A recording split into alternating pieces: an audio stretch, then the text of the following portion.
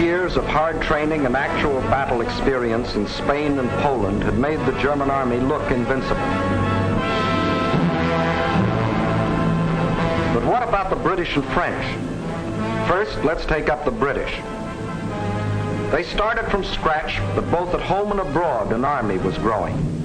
For not only Britain had declared war, Canada, Australia, New Zealand, South Africa, the whole British Commonwealth of Nations was also determined on victory over Hitlerism and all it stands for. And Britain had one weapon that was ready, the Royal Navy. Shortly after war was declared, it had swept German shipping from the high seas. And units of the British fleet were deployed at Suez, Malta, Gibraltar, in the Channel, and in the North Sea, blockading Germany. World conquest was impossible without running smack up against the rock called Britain. How to strike at that little island? That was the question. Between Britain and Germany stood not only France, but the little countries of Luxembourg, Belgium, Holland, Denmark, Norway, and Sweden. The people of these small neutral countries were peaceful, hard-working, and free. They knew they were in the middle and feared violation of their neutrality. Hitler knew this. He also knew that if they united with the Allies, they would form a solid democratic wall against Nazi aggression, and their conquest would be far more difficult. So before striking with his armies, he used another weapon, the propaganda barrage, to confuse, to make them lose faith, to divide and conquer. To lull the fears of the little neutrals, Propaganda Minister Goebbels told them Germany didn't want a war at all. It was Britain and France that caused all the trouble. Then it was Hitler's turn. In a speech on October 6, 1939, he made them all kinds of specific promises. To the Danes, he said, "We have concluded a non-aggression pact with Denmark." To the Norwegians, he said, "Germany never had any conflict with the northern states and has none today." To the Dutch, he said, "The new Reich has endeavored to continue the traditional friendship with Holland." And to the Belgians, he announced, "The Reich has put forth no claim which might in any way be regarded as a threat to Belgium."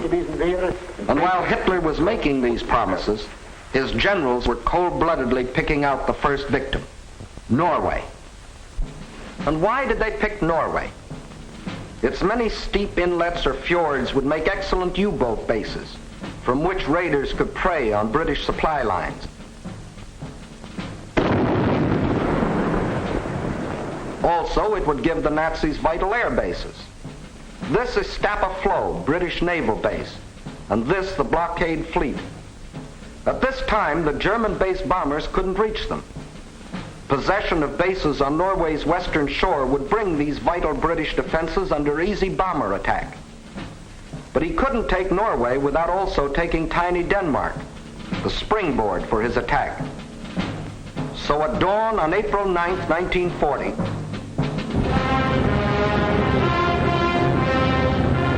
the German army rolled across the neutral borders of Little Denmark, and in a matter of hours it occupied the entire country. By nightfall, Denmark is erased as a nation, and the Danes go into slavery. Although only 6 months before, Hitler had announced, "We have concluded a non-aggression pact with Denmark. The Danes will not forget." Meanwhile, in Norway, peaceful-looking German merchant ships like these had sneaked inside Norway's neutral waterway and tied up at all principal ports. That is, they looked like merchant ships. But if the Norwegians had had X-ray eyes, this is what they would have seen. The Trojan horse of ancient Greece brought up to date with new and deadlier weapons. At the precise moment that the Nazis overran Denmark, these quiet-looking ships sprang to life.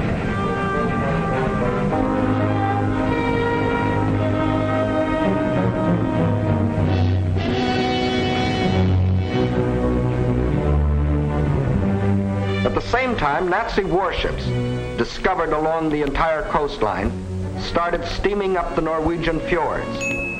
Ships, transports, tanks, men, planes, all flung themselves simultaneously upon a defenseless country. Airborne infantry seized every strategic Norwegian airport.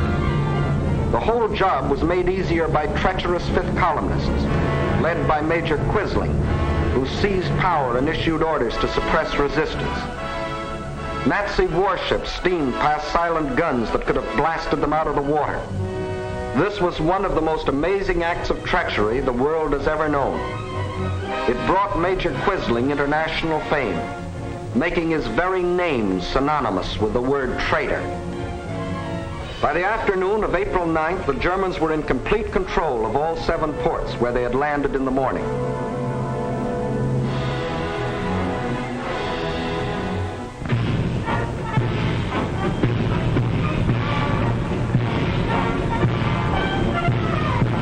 For the first time in more than 200 years, the people of Norway saw an invading army parading through their cities. Many of these Nazi soldiers, strutting as conquerors in 1940, had last seen Norway some 20 years earlier, when, as refugee German children, they had been raised and cared for by kind Norwegians. Now these same Germans were back to repay that kindness with terror and destruction. Once they had occupied the capital, the Nazis quickly fanned out in all directions. But loyal Norwegian troops stopped one German column between Hamar and Elvera.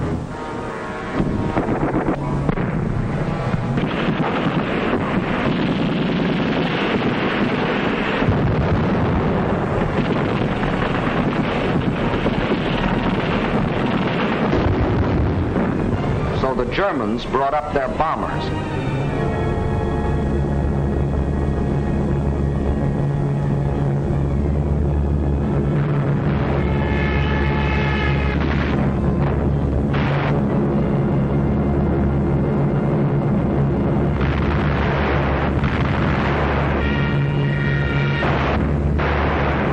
Norwegians were forced to flee to the north under constant and unopposed air attack. It was here that Captain Robert Lose, an American military attaché, was killed, the first American soldier to lose his life in this war. Meanwhile, the Nazis had spread all over the country. Small patrols occupied every strategic village. Parachute troops landed high in the mountains.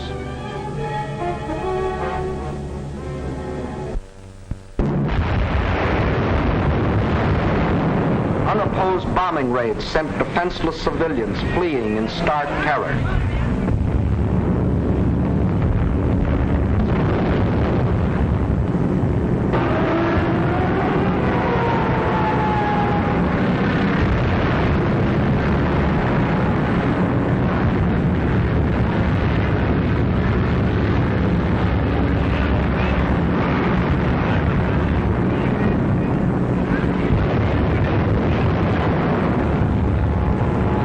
They hadn't wanted war. They had done everything to avoid it.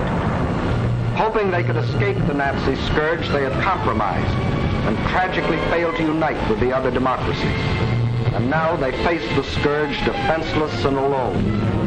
For before the Allies could come to their aid, the Germans were in control of all principal ports. Regardless of this, British, French, and Polish contingents plunged in and made several landings along the Norwegian coast. They landed forces north and south of Trondheim and attempted an encircling movement on the city under constant, heavy, and almost entirely unopposed air attack.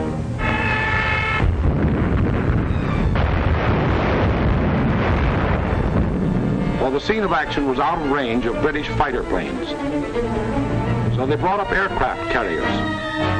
But these are at a disadvantage when opposed by land-based planes. The Allies, therefore, were badly battered from the air. Finally, suffering heavy losses, they withdrew from a hopeless situation. Further to the north, at Narvik, they met with better success, inflicting heavy naval losses on the Nazis.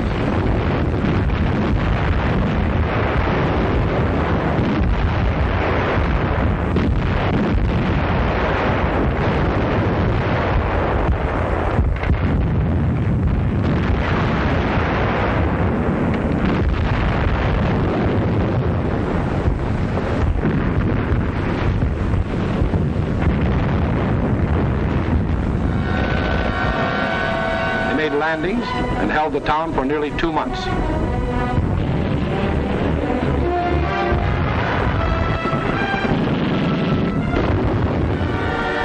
Incidentally, they also took their first prisoners of the present war.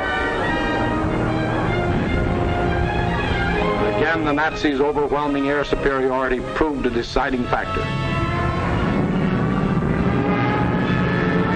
And the Allies were forced to withdraw under terrific air bombardment.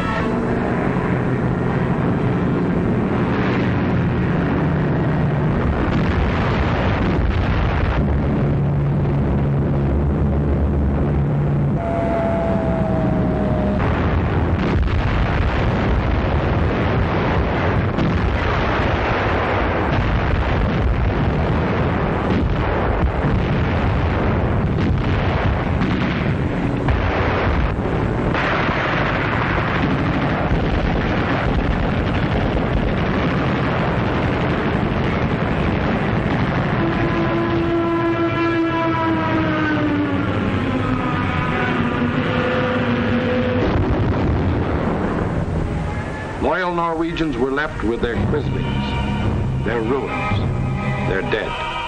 Even though 6 months before Hitler had said, Germany never had any conflict with the northern states and has none today. The Norwegians will not forget. And Hitler had another victory. He had hijacked 2 more countries. The world wondered and sometimes marveled at this man's efficiency. Gangster Dillinger was efficient too.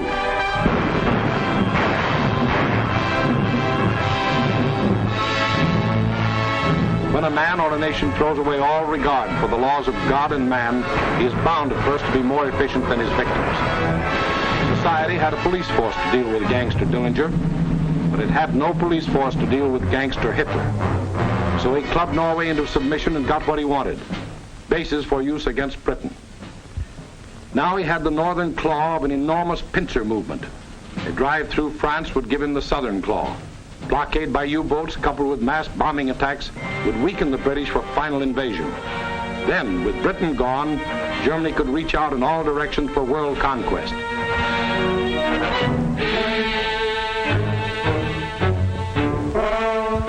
His next move must obviously be through France to get his southern claw. Through France. How was she to face the onslaught?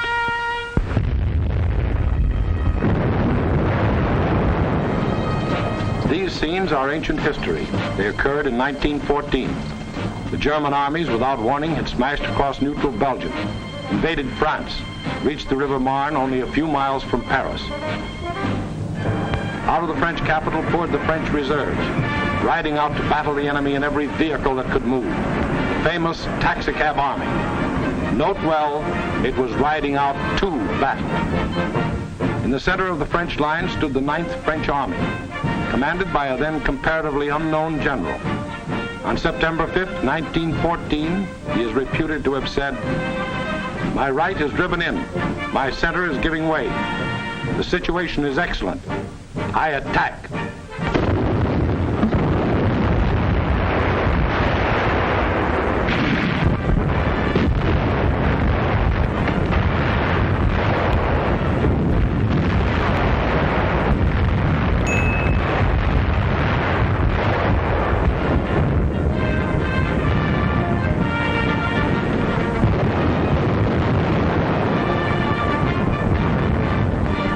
He did attack.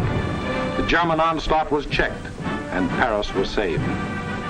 That comparatively unknown general later became commander-in-chief of all the Allied armies and presided at the signing of the armistice with the defeated Germans on November 11, 1918. To this general, the French people erected a monument. To Marshal Ferdinand Foch, whose motto was, "Attack, always attack." Still later, the war-weary French people erected another monument. This one to a minister of war, André Maginot. Between the ideas symbolized by these 2 statues may well lie the military story of the fall of a great nation. In Foch's time, the proud spirit of France demanded nothing less than victory and placed its faith in the attack. In Maginot's time, the spirit, no longer proud, asked only to avoid defeat and placed its faith in concrete.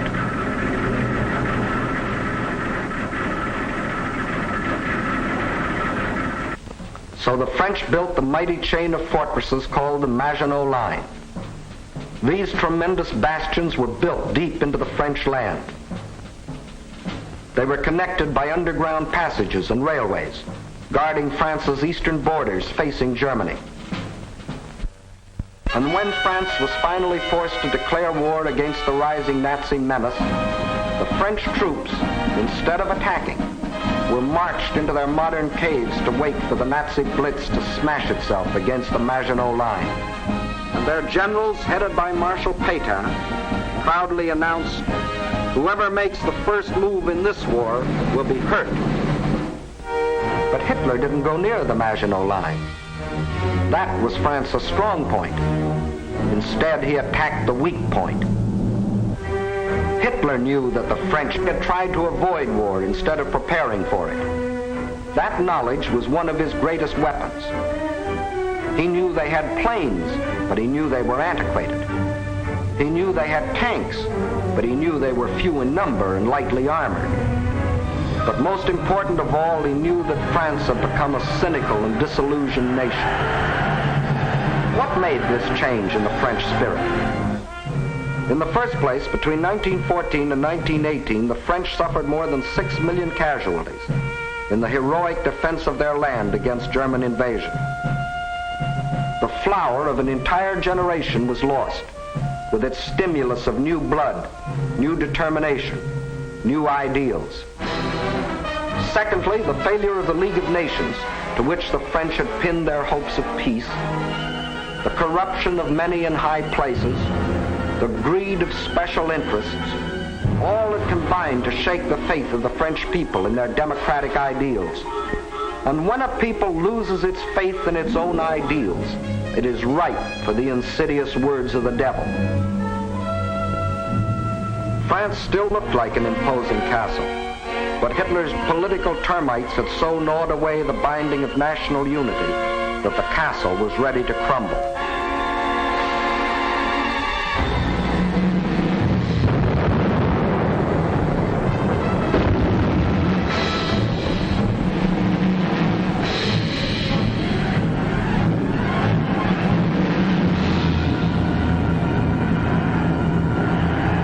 During those months of military inactivity that we called the phony war, a ceaseless barrage of German propaganda crossed the still waters of the Rhine to affect the soldiers in the Maginot Line. "Why do you fight?" asked the banners. Poems and friendly notes were sent over by balloons. French tunes were played by German bands, and German hooey was broadcast in French. The British will fight to the last drop of French blood. You have been deceived. This is an imperialistic war for Britain. We Germans want nothing of France.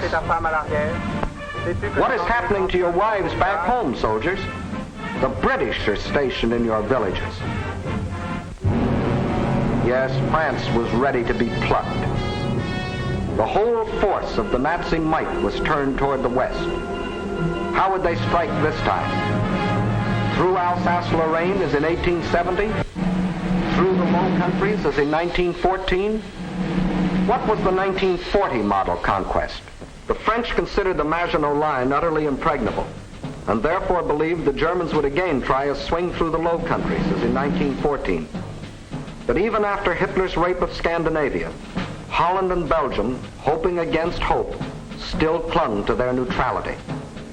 So the French massed 78 divisions here along the border of Belgium. 17 were in the Maginot Line. 10 divisions here in case Mussolini got bold. 3.5 as a safeguard against Spain. The British had 10 divisions here. The Allied strategy in the event of an attack against the Low Countries was to swing their armies like a gate into Belgium, the hinge being the north end of the Maginot Line. This all-important hinge was protected by the forest of the Ardennes, a hilly and thickly wooded area, honeycombed with streams, its roads narrow trails, its bridges too weak for military vehicles. French strategists estimated the forest of the Ardennes impassable for armored forces. As you will see, this was one of the costliest estimates in all military history. That was the situation on May 9, 1940.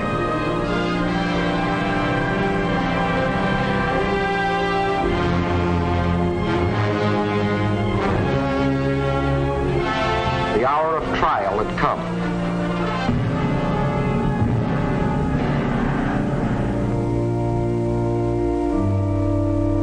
The people of the democracies prayed for strength to meet the coming hurricane of terror.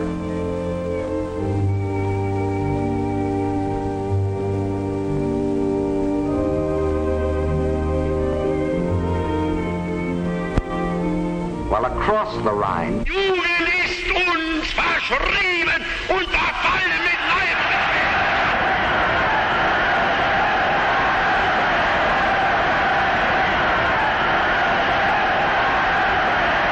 a delirious madness possessed the German nation.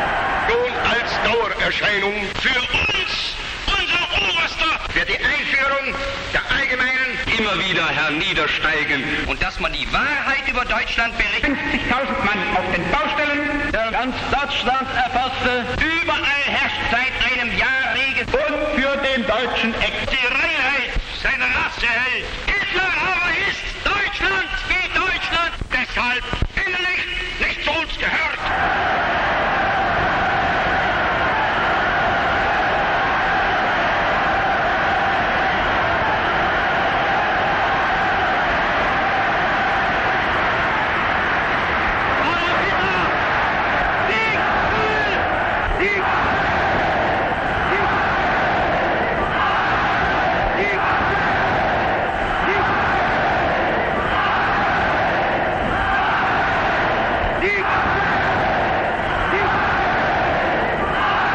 Der Tag had come.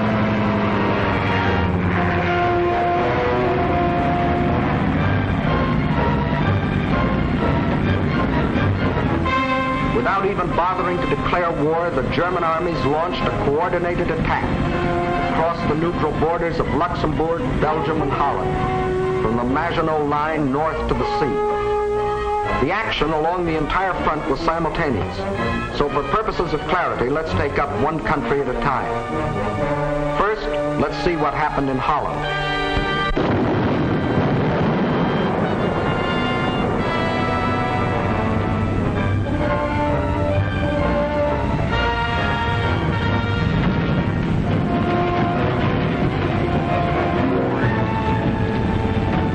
Nazi ground forces smashed through the improvised and hastily erected border defenses. But the main attack was to come from the air, far behind the defense lines.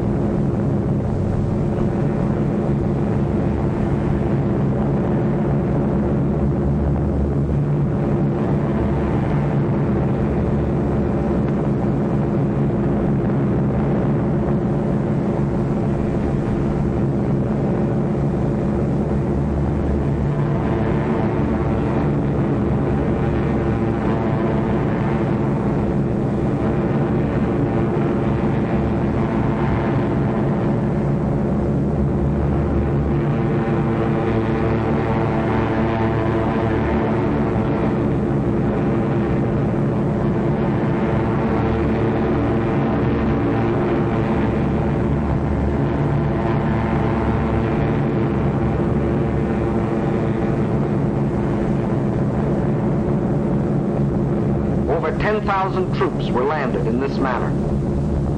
Before the stunned citizens of Rotterdam even knew they were at war, these troops, aided by well-trained fifth columnists, quickly captured the airport and outlying sections of the city.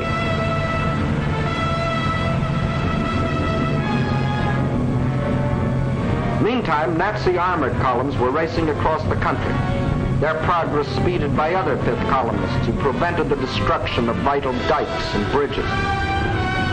These forces effected a meeting with the parachutists landed in Rotterdam. The Dutch were doomed to defeat.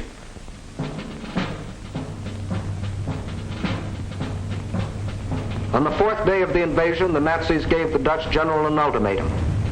All Dutch resistance must cease, or Rotterdam will be bombed flat.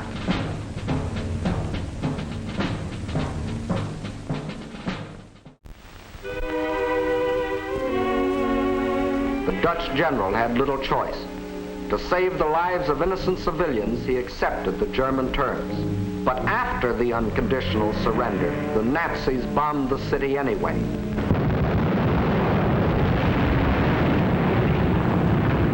Flights of unopposed German bombers flew low over the center of Rotterdam and methodically bombed it into a heap of rubble.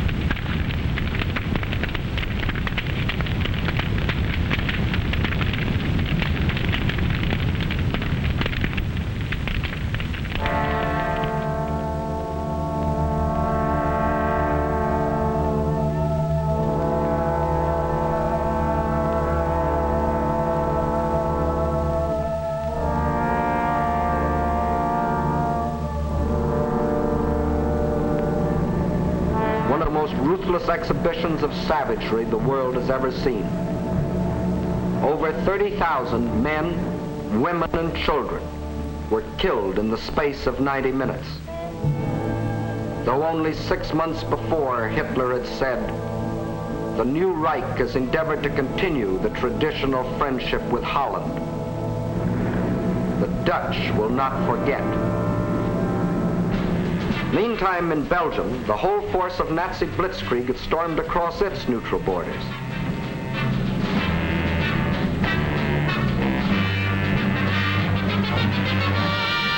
The main German attack was directed at the Albert Canal-Meuse River line, the anchor of which was Fort Iben-Amael, a modern and seemingly impregnable fortress. The Germans had secretly built a replica of the mighty fortress in Czechoslovakia and had rehearsed the attack until they knew every detail of the fort's construction and its every weakness. When the real attack came, it was foolproof.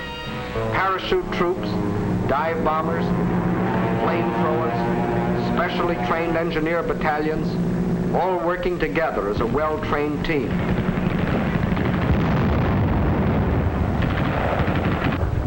They knew exactly where to cross the river.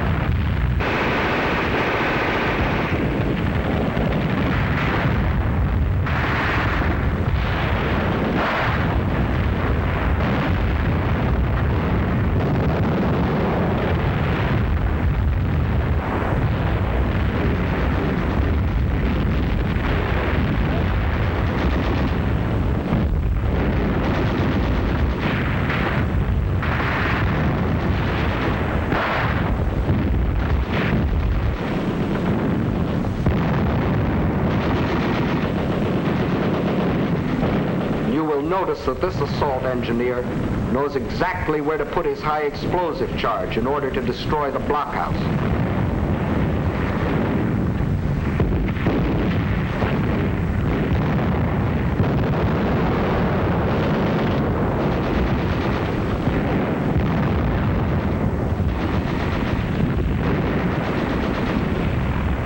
Fort Eben-Emael withstood the Nazi attack exactly 2 days, and the German armies rolled on.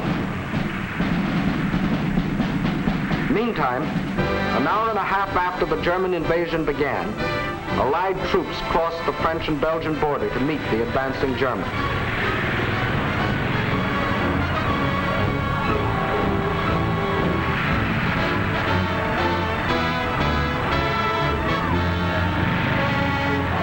As they raced across Belgium to take up their defense positions, they met an obstacle they hadn't counted on. Refugees.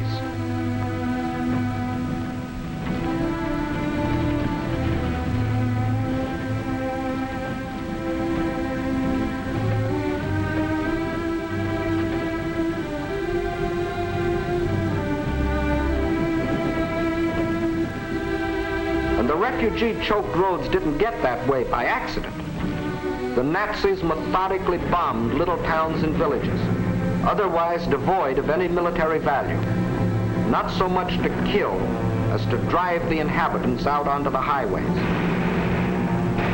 Then, by expert machine gunning, the Nazis would herd them along in terror-stricken flight to hopelessly entangle the advancing Allied armies.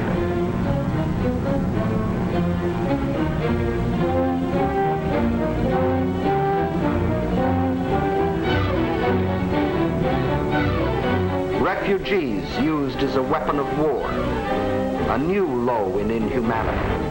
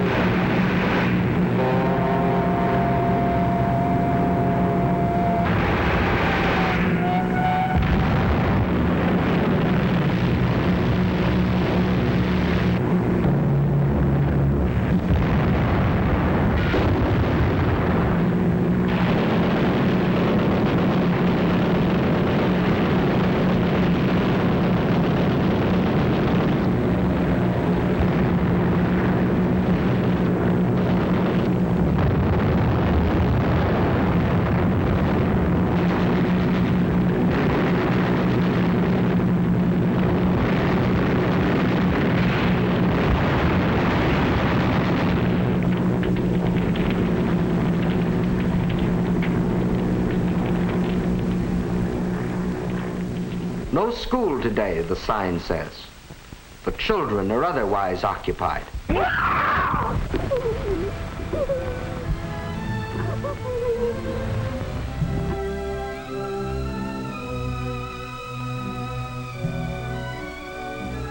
No, no school today.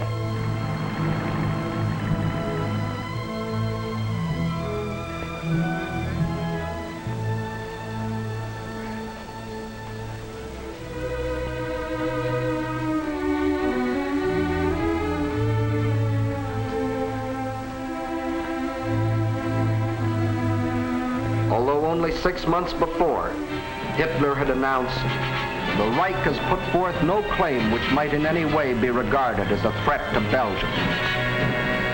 The Belgians will not forget."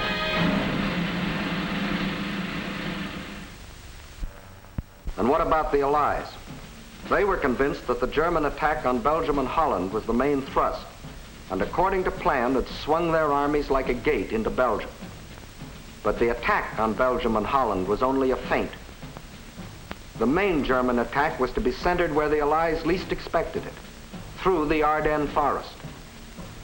For this decisive blow, they had secretly assembled the mightiest striking force the world had ever seen, including 45,000 armored vehicles.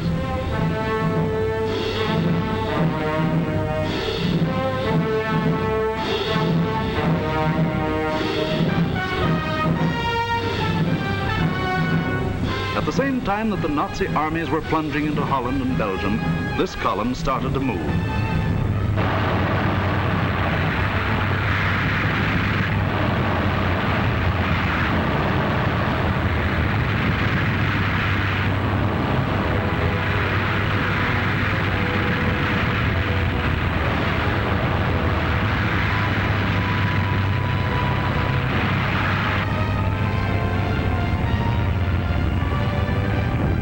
Well-trained engineer battalions went first.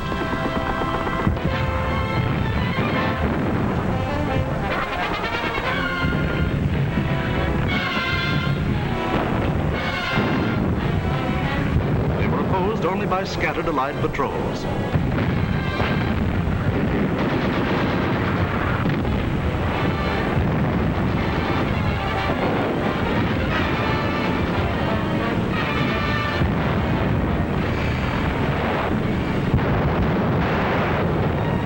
They cleared pathways for the tanks to follow.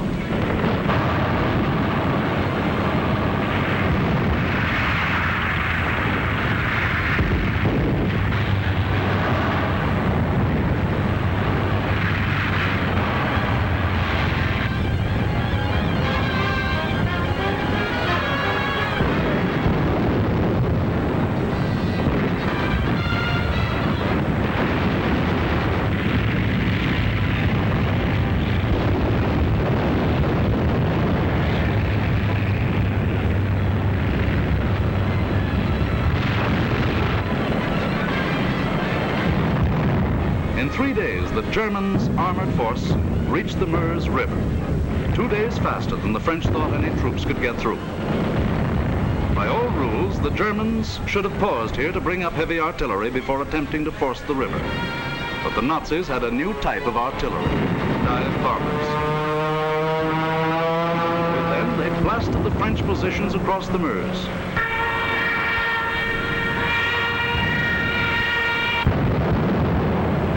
With feverish haste, the Germans laid a barrage across the river with anything and everything that would shoot.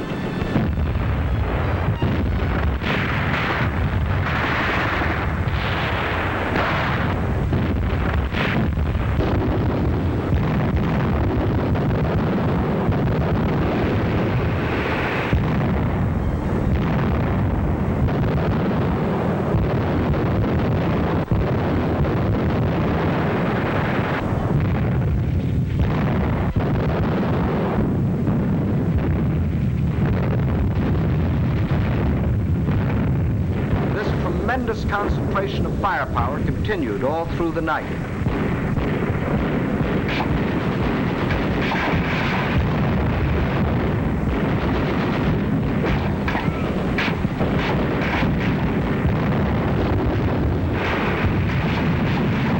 By the following day, shock troops were able to get across the river.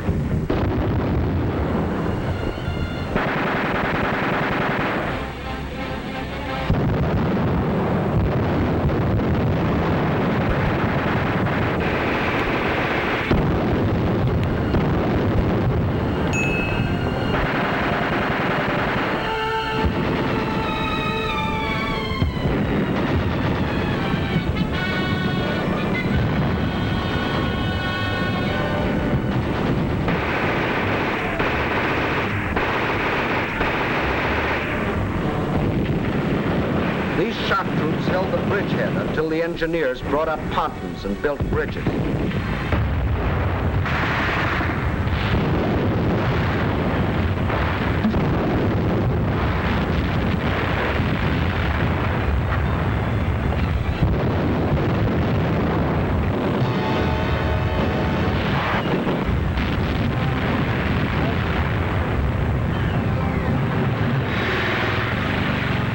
Then, without wasting a moment, across these bridges, the main armored force of the German military machine rolled through the Sedan. for the all-important breakthrough into a dismayed and flat-footed France. There went the old ball game for the Allies. From here on, it was only a matter of how long.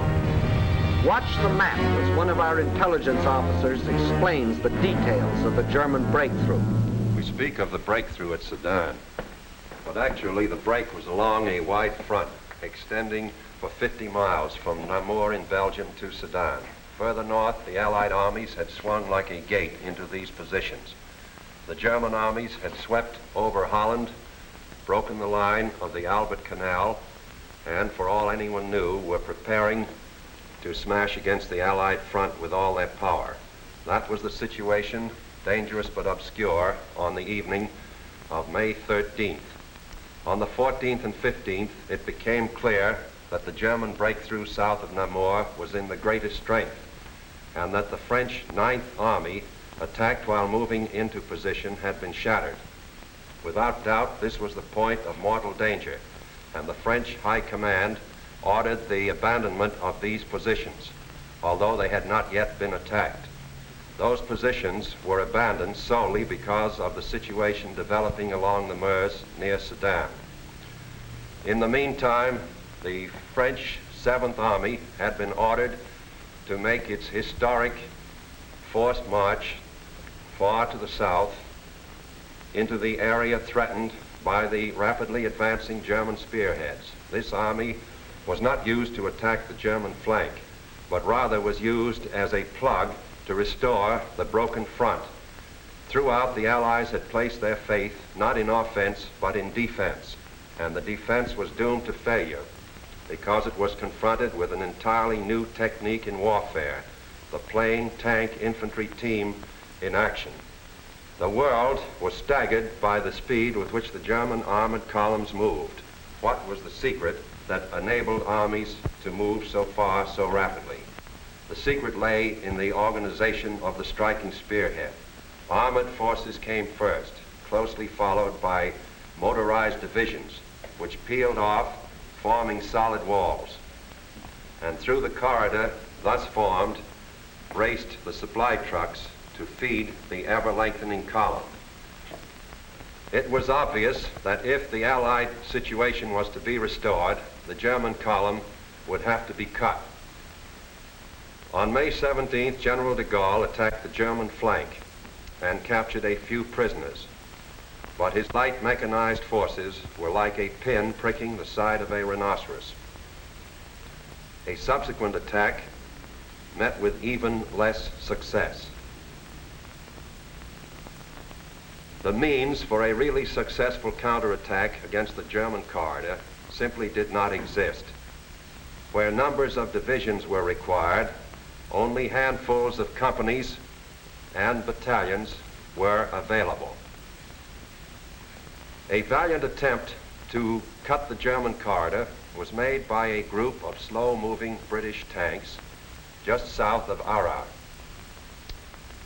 But lack of sustained striking power doomed this valiant unit to destruction. On May 21st, the German spearhead reached the channel port of Abbeville. Protecting their flank along the Somme, the Germans fanned out to the north and east. This was to be the perfect battle of annihilation. On May 28th, the Belgian army, compressed into a small space and weary of battle, laid down its arms. That left the desperate French and British defenders with their backs to the sea at the small channel port of Dunkirk. One of the greatest disasters in history seemed in the making. An entire British army faced annihilation. But out of the fog and the mist shrouding the channel came a strange armada of Navy craft, fishing boats, pleasure yachts, anything that would float. The seagoing people of Britain had come to rescue their army. High overhead, British fighter planes fought the Luftwaffe to a standstill.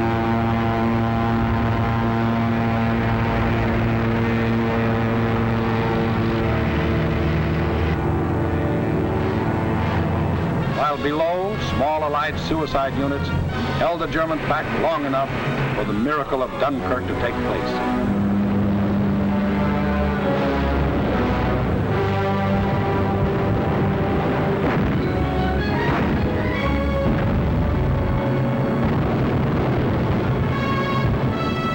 211,500 British troops, plus 112,500 French and Belgian were rescued. Over 300,000 battle-tested men, grimly determined to go back again with new tools, new weapons with which to blast the hated Nazis out of this world. For free men are like rubber balls. The harder they fall, the higher they bounce. Leading the British by this time was a man who had been bouncing all his life, Winston Churchill, who had tried for years to warn the world about Germany. Meantime, the situation that faced France was as nearly hopeless as a military situation can be. 2/5 of the French army was lost. There were fewer than 50 divisions left to defend a front almost 200 miles long, running from the northern end of the Maginot Line to the sea. And behind that thin front line, there were no reserves. The despairing people of Paris sent their children south, praying that some miracle would keep them from harm.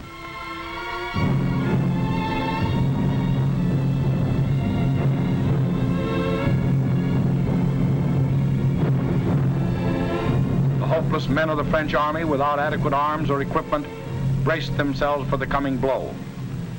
The first blow fell on June 5th. The French resistance was determined, but by June 8th, the left flank army had been shattered and a general withdrawal was ordered to the line of the Marne and the Seine. On June 9th, the German main attack came. Within 2 days, the German armored and motorized divisions roared out into the open terrain. With this breakthrough, the issue of the Battle of France was decided, and from that time on, there was official talk of an armistice. Now, what about the famous Maginot Line? Let's go back and take a look. On June 14th, the Germans launched 2 attacks against the Maginot Line. In both cases, penetrations were effected. But we must remember that this was against fortifications defended by men devoid of hope. In the meantime, Mussolini, now thinking it's safe, sent his divisions racing across the border. The hand that held the dagger has struck it into the back of its neighbor.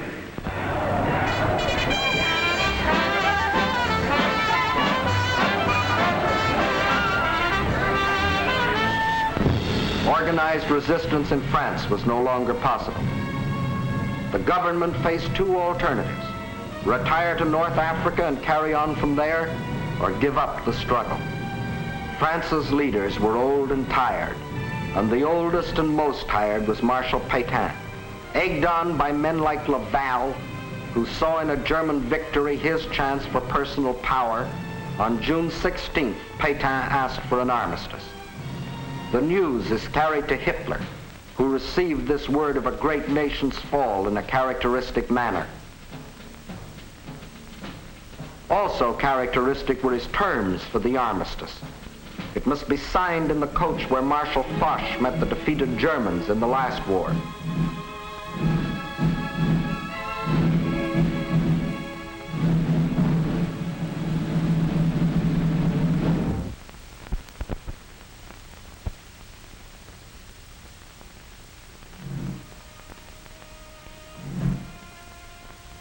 The French delegation arrives to pay the final price of French disunity and the treachery of some of its leaders.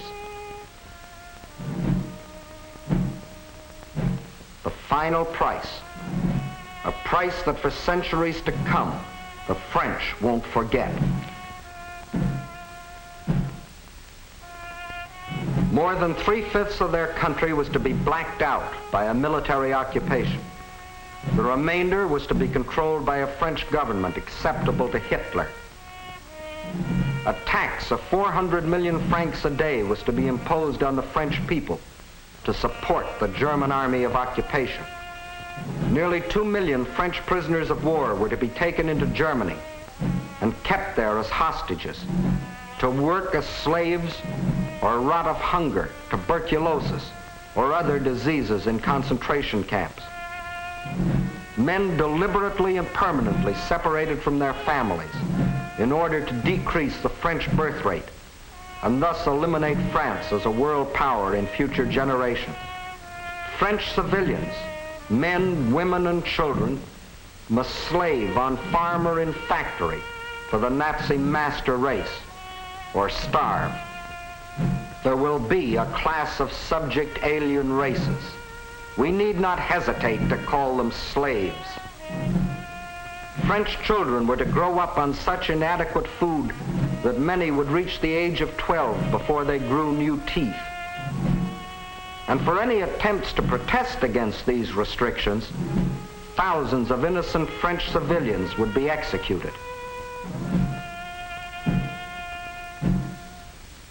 This was the price the French were to pay as they signed the armistice. And the master of the master race must go to Paris to tour the streets of what was once the City of Light. You notice no cheering crowds here to welcome in the new order.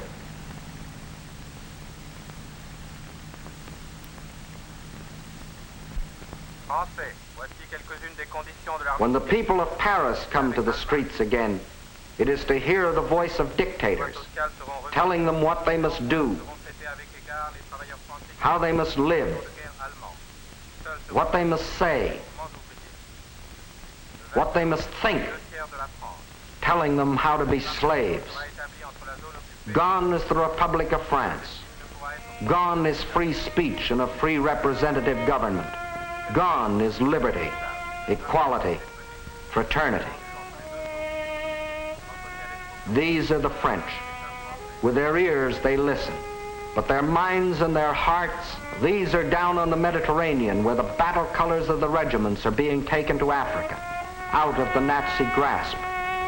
The people weep as their glory departs, for they don't as yet know that France has hope, a rallying point. Charles de Gaulle, a soldier in the great tradition of Foch, is not surrendering. He will continue to fight, gathering about him loyal Frenchmen from all over the world to become the Free French Army, the Fighting French.